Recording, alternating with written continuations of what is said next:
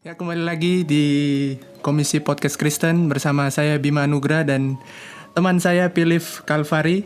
Halo. Nah, episode kali ini kita akan membahas tentang suatu topik mencari kebahagiaan, topiknya tentang pencarian kebahagiaan begitu. Kita kedatangan satu narasumber yang didatangkan dari jauh. Narasumber. Ko Abel Christopher. Nama ininya apa kok? Bang Abel ya kok ya? Abel apa? Nama apa? Yang itu yang Instagram itu nama panggung iya. atau Bang Abel. Ya, betul. Enggak itu. Biar gampang. Ya, tapi di sini aku panggil Ko Abel aja ya kok. Boleh dong, boleh, terserah. Ya, perkenalan aja ya kok, nggak usah aku kenalin kok. Oh iya, boleh. Apa dulu nih? Apa dulu yang harus dikenalin nih? Nama, terus sekarang kesibukan apa kok? Kan di saat kan kok ya. Oke. Oh iya, aku Abel Christopher Arwan. Sekarang lagi pelayanan di GKIM Surabaya. Itu pelayanan pemuda remaja. Praktek 1 tahun ya kok, bener ya kok? Udah selesai Mei lalu praktek setahunnya, terus aku lanjut pelayanan di sini sampai Agustus 2021 gitu. Siap. Jadi kita akan bahas nih ya kok tentang seeking happiness, mencari kebahagiaan gitu kok. Wih, ini temanya berat nih temanya. Berat kok. Nah, pertama kok ini ada beberapa pertanyaan yang udah susun. Sebenarnya definisi bahagia itu seperti apa sih kok? Ya mungkin menurut dunia dan menurut definisi Kristen bahagia gitu. Apa? Menurut yang Kristen. Ya barangkali ada dualisme gitu ya, ada pendapat dunia, ada pendapat Alkitab. Pendapat Kristen. Oh iya. Tapi mungkin ini kali ya, kalau misalnya pendapat dunia dan pendapat Alkitab itu kan seakan-akan kita ngebagi dua gitu. Betul, itu kok. Pendapat Alkitab satu, terus menurut dunia satu gitu kan. Padahal menurut dunia ini bisa diverse gitu. Kita bisa pakai semua pemikir siapapun yang mendefinisikan kebahagiaan. Dan kita bilang mendasarkan Alkitab pun kita pakai teolog siapa dulu yang mendefinisikan kebahagiaan gitu. Tapi jadi bukan nggak berarti terpisah sama sekali dua gitu loh bro. Siap. Terus habis itu belum tentu juga apa yang dikatakan oleh pemikir-pemikir Kristen tentang kebahagiaan itu sama sekali berbeda dengan yang dunia katakan. Nah, dan juga yang apa yang di dunia katakan itu sama sekali ditolak oleh Alkitab, kan nggak selalu gitu. Tapi seenggaknya kan kita punya semacam sense ya, kalau kita lihat dari kebanyakan orang, kita itu bisa nge-sense bahwa kebahagiaan itu dicari. Kebahagiaan itu adalah result. Definisinya adalah sesuatu yang dicari atau dikejar. Apakah benar? Ya bisa benar juga gitu, karena di dalam kekristenan juga kita percaya kebahagiaan itu sesuatu yang sesuatu yang merupakan result atau hasil akhir. Gitu. Kan seringkali kan orang bilang gini, ini bahkan banyak orang Kristen sih bilang dunia itu mencari kebahagiaan, padahal kebahagiaan itu bukan dari luar tapi dari dalam gitu. Nah, itu mungkin bagus rohani tapi nggak benar-benar nggak benar-benar solid di dalam mendefinisikan kebahagiaan itu kayak gimana. Karena pada dasarnya kalau kita orang Kristen pun kebahagiaan pun hasil kok. Mungkin yang dimaksud ini kali ya, banyak orang dunia itu mengejar kebahagiaan padahal kebahagiaan itu bukan dari luar tapi itu dari dalam gitu. Itu mungkin maksudnya adalah kebahagiaan dari Tuhan. Jadi aku suka pakai mendefinisikan kebahagiaan itu pakai teolog Jurgen Moltmann. Jurgen Moltmann itu dia bilang kalau di dalam Alkitab, khususnya di Mazmur misalnya di Perjanjian Lama, orang itu bisa dapat joy, dapat sukacita itu karena melihat tindakan Allah gitu. Misalnya Mazmur 96 pada waktu Allah menyatakan penghakiman, si pemazmur itu bilang, aku menantikan penghakiman itu. Hari penghakiman itu maksudnya hari di mana nanti Tuhan akan datang gitu kan. Kalau konsep orang Yahudi kan ada the day of the Lord. Nah, tapi Mazmur itu bilang ketika Allah menyatakan dirinya atau misalnya ketika Allah datang dengan penghakiman dan kebenarannya, justru itu adalah sebuah sukacita gitu. Nah, berarti kan di sini kan kelihatan kan sukacita atau kebahagiaan itu kan sebuah result dari sesuatu. Dan kita juga gitu kan, kita pengen makan bakso nih, terus kita cari bakso. Begitu baksonya dapat, kita seneng. Tapi kalau baksonya habis, kita nggak seneng. Nah, itu kan hal yang lumrah kan. Bahagia adalah sebuah resultnya. Masalahnya adalah di apa yang membuat kita dapat sukacita itu kan. Oke. Nah ini semakin jelas nih dengan penjelasan dari Ko Abel menyatakan bahwa sebenarnya bahagia itu ternyata dari luar ya Ko, benar ya Ko, dari luar dan hasil dari sesuatu. Dari bukan dari diri gitu. Kita kan diciptakan tidak dengan kebahagiaan di dalamnya. Yang inherent di dalam diri manusia apa sih? Paling ya kehendak ya kan. Ya lain-lain kita bisa tambah, tapi kan bukan kebahagiaan. Oke. Gitu. Aku gitu ya, tadi kan Koko sempat bilang itu kalau kebahagiaan tiap orang kan bisa beda-beda gitu. Apakah itu berarti kebahagiaan ini bersifat relatif jadinya untuk setiap orang? Kalau misalnya kita lihat di dalam Alkitab itu beberapa di Mazmur ya paling banyak itu yaitu tadi pemazmur itu merasa bersukacita karena mengingat tindakan Allah atau melihat tindakan Allah. Tadi orang yang aku sebut Jürgen Moltmann dia bilang gini, kebahagiaan manusia itu diawali oleh apa sih? Diawali oleh tindakan Allah yang juga berbahagia gitu. Jadi Allah itu lagi joyful. Joyful ngapain sih? Joyful melibatkan kita. Gitu. Dari dia yang menyembunyikan wajahnya menjadi menampakkan wajahnya pada kita. Gitu kan? Itu kan tindakan Allah kepada kita. Ketika Allah mencari kita, ketika Allah mengejar kita, ketika Allah mengasihi kita, efeknya adalah kita bersukacita, kita merayakan karena Allah mengejar kita, Allah sayang sama kita, gitu kan. Berarti sebenarnya kebahagiaan sejati itu bisa didapat di dalam Tuhan seharusnya ya Ko? Iya, karena itu diawali oleh hal yang absolut ya. Tuhan yang berbahagia, yang ingin melibatkan kita dengan cinta kasih-Nya. Terus kita diundang, seperti ini loh, Tuhan mau pesta, kita diundang mau pesta. Kan kalau kita ikut pesta, kita jadi senang kan gitu. Nah, tinggal kita mau terlibat di dalam perayaan atau pesta itu atau enggak. Hubungan manusia dan Allah itu hubungan kebahagiaan, manusia Allah yang berbahagia, yang menyatakan dirinya, yang bersukacita pada kita. Terus kita diajak terlibat untuk masuk dalam kebahagiaan Tuhan. Berarti kan sebenarnya agama itu kan relasi sebuah perayaan kebahagiaan. Ketika kita menemukan bahwa Tuhan itu mengejar kita, nyari kita, itu kan berarti kan sebuah kebahagiaan gitu. Bayangin kita yang terbatas itu diundang untuk masuk ke dalam kebahagiaan Allah yang tidak terbatas. Alasan kita berbahagia lebih absolut gitu kok. Jadi karena Tuhan mengasihi kita bisa berbahagia. Dan itu sebenarnya akan lebih pasti kan kok dibandingkan pengharapan akan kebahagiaan yang ditawarkan oleh dunia begitu. Nah, ini agak tricky sih. Jadi gini, jangan sampai pemahaman yang kayak tadi juga membuat kita jadi tidak menganggap penting apa yang ada di dunia gitu. Oke kok. Kita main game, kita tidur, kita makan pizza. Itu kan enak juga kan seneng kan kita kan.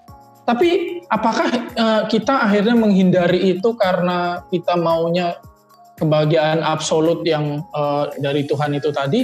Ya enggak juga kan gitu kan. Ini kan penting kita juga untuk memandang apa peran dari keberadaan hal-hal yang tadi gitu. Nah, kalau menurutku karena Allah sayang sama kita, maka Allah itu memberikan hal-hal itu kepada kita gitu. Jadi kita tetap bisa berbahagia dengan hal-hal yang let's say duniawi ya, dengan musik yang keren, kita nonton konser, aku suka nonton konser metal juga. Terus aku juga suka main PS gitu kan. Aku kalau playlistku juga Dream Theater, Metallica. Terus habis itu kalian kalau misalnya pacaran juga kan ada ininya, seneng-senengnya gitu. Itu kan wujud di mana Allah itu ingin membahagiakan kita. Ibarat kayak gini lah, kita dikasih jam tangan, ini ilustrasi ini nggak terlalu ini ya, nggak terlalu koheren ya, nggak terlalu cukup analogis juga, tapi setidaknya kita dikasih kue, ya enak, senang. Tapi kalau dikasih kue sama pacar kita kan lebih senang lagi kan gitu. Ya, betul kok. Karena ada sesuatu di balik pemberian itu gitu, yaitu Allah sendiri yang ingin mengajak kita untuk berbahagia. Berarti ini kita gitu. udah masuk ke pertanyaan yang ini ya, kok boleh gak sih bahagia dalam bermain games, bahagia saat pacaran? Oh sangat. Boleh. Jadi kita orang Kristen jangan sampai dikotomi ya, bener ya kok? Seolah-olah. Oh iya dong. Kita. Oh sangat. Jadi yang jadi masalah kan bukan tentang ini kan, menikmati bakso, pizza atau main game kan. Tapi ketika kita itu lebih delight sama baksonya ketimbang sama yang ngasih bakso gitu. Ketika kita itu lebih delight sama game ketimbang sama Tuhan yang memberikan sabat itu. Wah, good point banget. Ini kan masalahnya kan. Jadi cinta kita itu geser, yang harusnya kepada Tuhan yang memberikan delight, memberikan keindahan, memberikan kenikmatan, memberikan sukacita itu ke kita malah ke yang lain gitu. Ilustrasi dari Ko Antoni Chandra itu bagus. Kenapa sih Abraham itu diperintahkan untuk menyembelih Ishak itu anaknya? Karena Abraham itu dapat harta, nggak harus dia dapat harta. Dia dapat anak juga nggak harus dia dapat anak. Ini istrinya mandul gitu kan.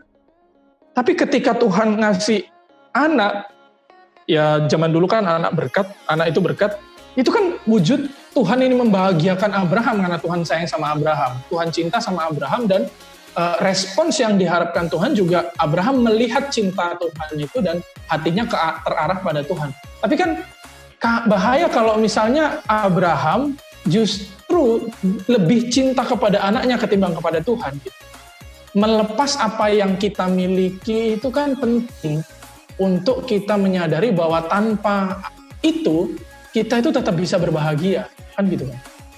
Itu. Jadi misalnya main game gitu, kalau nggak main game juga nggak masalah, kan gitu kan. Jangan sampai kan kita main game terus ketika kalau nggak main game itu masalah gitu. Jadi tubuh kita itu bereaksi tertentu. Kalau kita nggak scrolling Instagram, ada something gitu yang kita gelisah, berasa belum dapat gitu. Luar biasa kok, ini insight yang baru kok. Ketika kita mencoba bener kok, aku ini terkoreksi sedikit kok pandanganku sebenarnya. Ternyata kita bisa, maksudnya menikmati hal-hal yang dalam tanda kutip duniawi dalam Tuhan gitu. Aku teringat ini kok kata-kata dari Pak Daniel Tanusaputra di kelas formasi spiritual. Dia bilang gini, menikmati McDonald seperti selayaknya menikmatinya bersama Tuhan kok. Jadi bahkan ketika makan pun dia kayak menikmati itu selayaknya seperti apa ya, intinya kayak bersama Tuhan gitu kok. Tapi iya, nah ini kritikku terhadap kalau misalnya kita itu bilang gini, kita itu seluruh hidup harus memuliakan Tuhan, kan gitu kan ya. Terus kita makan yang enak gitu kan. Loh, terus kita bilang gini, makan itu nggak harus enak, makan itu untuk kenyang supaya kita bisa melayani dengan baik. Kalau kita sehat, kalau kita enak. Waduh, itu manusia dianggap sebagai pekerja dong, dikasih makan supaya bisa kerja, kan gitu kan. Semi budak lagi. Atau kadang kita keliru. Budak lagi nih. Apa? Jadi budak lagi. Iya, budak dong. Jadi budak dong. Itu pemahaman ini sih, pemahaman budaya modern sih. Manusia itu sebagai pekerja, homo faber ya. Dan itu bahaya karena Alkitab nggak menjelaskan manusia itu sebagai pekerja gitu. Justru orang Israel yang di Mesir yang jadi pekerja budak itu ditarik keluar supaya identitas mereka itu bener, nggak budak lagi. Dan begitu keluar dari Mesir dikasih tahulah pakai dengan hukum Taurat, kamu diciptakan menurut gambar dan rupa Allah, kan gitu. Kita kan gambar dan rupa Allah, bukan pekerja gitu.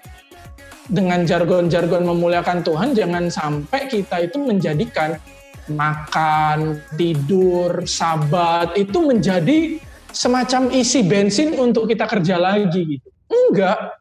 Kalau misalnya kita berhenti kerja, sabat, memang ada faktor di mana kita supaya nggak capek, supaya kita besok bisa kerja lebih efektif lagi. Tapi sabat itu sendiri kan perlu dinikmati.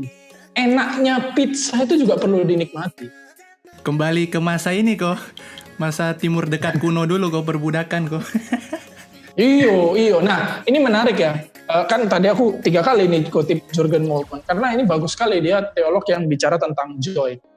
Dia bilang gini, berarti kalau misalnya manusia itu mendapat sukacita karena Tuhan melibatkan dia di dalam sukacita, kalau manusia itu bersukacita karena tindakan Tuhan, kalau manusia bersukacita itu karena Tuhan mengejar dia, mengasihi dia, dan hubungan dengan Tuhan itu adalah hubungan sukacita, maka kerjaan manusia di dunia ini apa? Jadi manusia kerja, manusia apa? Itu adalah sebuah cara manusia itu menyatakan sukacitanya. Jadi pekerjaan di dunia saya lakukan karena saya sudah bersukacita, kok berarti benar ya kok? Bukan karena saya ingin mencari sukacita. Ini mungkin yang seringkali dibilang sukacita itu dari dalam, enggak dari dalam sebenarnya, dari luar. Kan kita mendapat respon kan dari Tuhan. Kita berespons dari tindakan Allah kan gitu.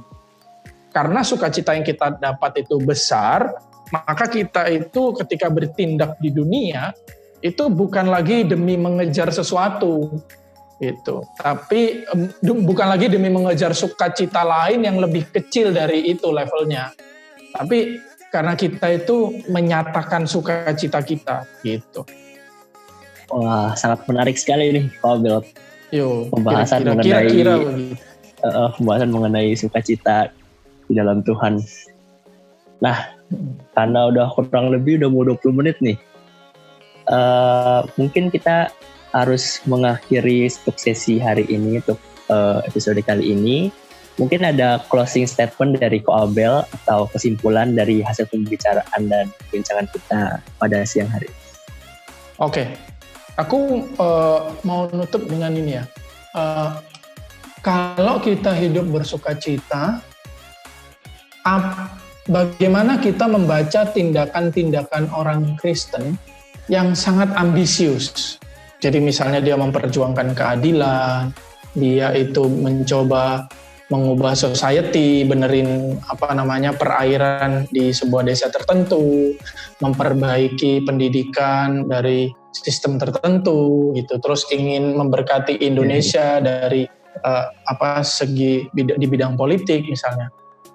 Apakah itu salah karena kita semacam mengejar sesuatu? Nah, nggak salah. Kenapa? Karena kita itu menyatakan sukacita, menyatakan rasa senang, joy, tapi sekaligus bekerja keras sehingga timbul semacam kesulitan ya.